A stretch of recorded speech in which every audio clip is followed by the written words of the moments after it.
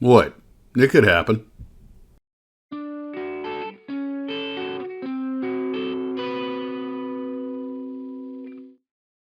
Well, hello, Glue Troopers. Max and Max's Model here. I hope everybody's doing well. So let's jump right on into today's business. First off, when I was out in California with Mike over at JD Hobbies, we saw the Betty G4M bomber from Tamiya on 148 scale. Now, I have one of these, I believe it's courtesy of Garfield, which is on my short list of planes to build. But Mike noticed right away that, being a professional aviation artist, that there were some Linwood style cheats in the painting of the airplane. And I thought, it looks perfect to me. But he immediately went into what lateral lines were broken and some other stuff. So when I got home, I have a 1/72nd scale G4M hanging from the ceiling. So I took some photos of it and put it up against the box. And sure enough, he was absolutely right.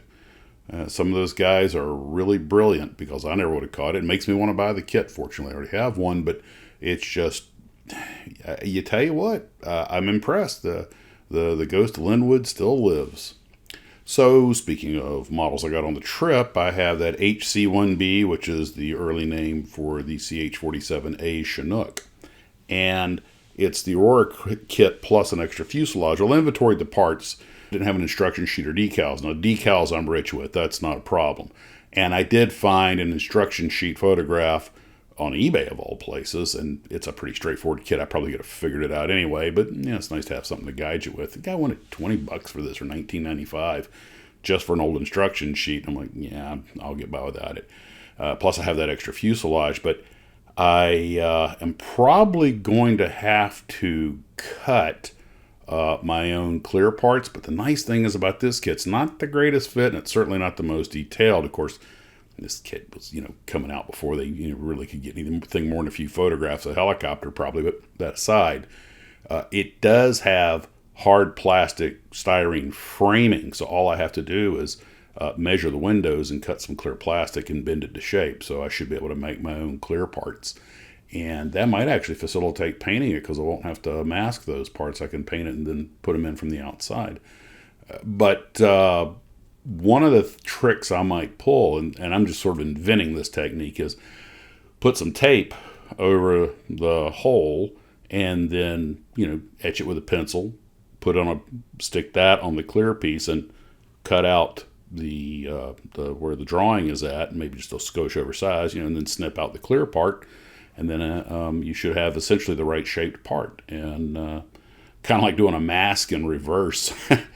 But we'll see how that pans out. I'm sure I'll get it.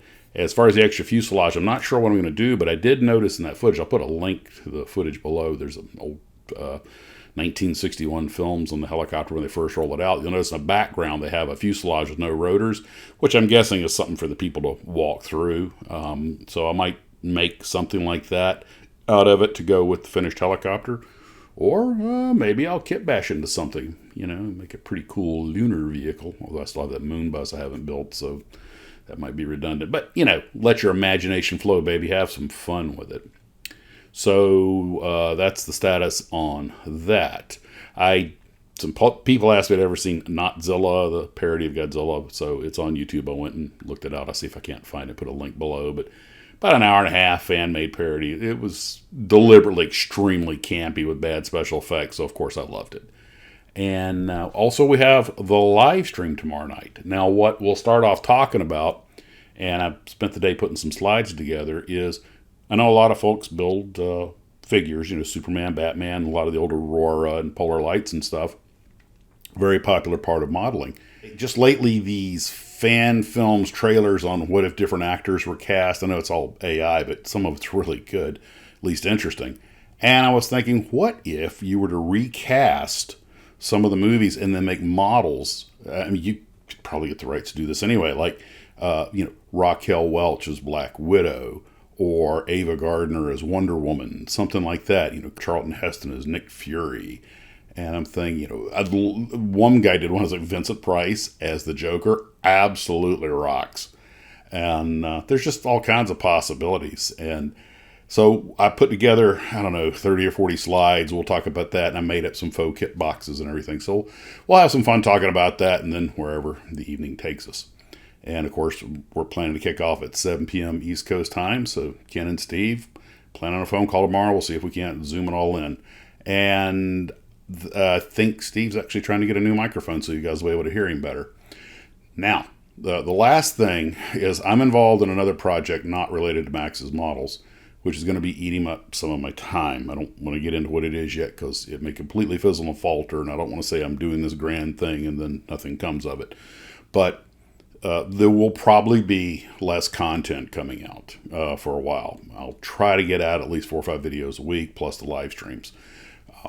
So that's just let you know. If you what I'm tentatively planning is trying to release them about 4 a.m. East Coast time, so that people in the UK that want to watch, you'll get it as a morning video, and then everybody else can just watch it as time allows. Now, that's not to say I won't put out more if something important happens or like that, you know, or something cool I just want to report. But right now, I've got to dial it back. I cannot believe how little time I have for everything. The models are piling up, the projects are piling up, and I'm like, I don't even have a job anymore, and I can't get to all this stuff. How did I do this when I had a job? Anyway, so that's where we're at with that. No big deal.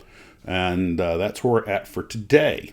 So this next live stream will be dedicated to Tamiya's son, you know, 95 years old, passed away, and you know, he helped a lot of us, you know, just have great models to build. So he will be missed. I hope the folks that are taking the company over continue to do the kind of great job he did.